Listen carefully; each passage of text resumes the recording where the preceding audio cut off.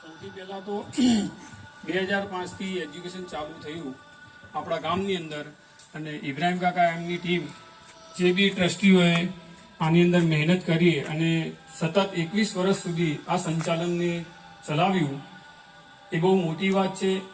ખરેખર દાદ દેવા જેવી વાત છે. અને આ કગાર પર આવી એટલે ગામના માણસોને એક આના ઉપર નજર કરવા જેવી છે.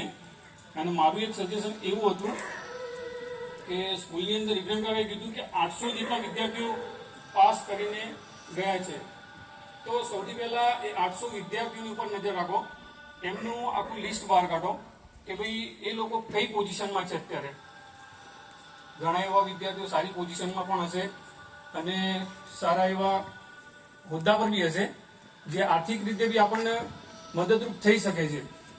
એ લોકોને આખું લિસ્ટ તૈયાર કરી એ લોકોનું એક પ્રોગ્રામ નક્કી કરો, મીટિંગનું આયોજન કરો, એ લોકોને બેસાડીને વાત કરો, તો શાયદ એમની પાસેથી બી આપણને ઘણું બધું મદદ મળી શકે છે.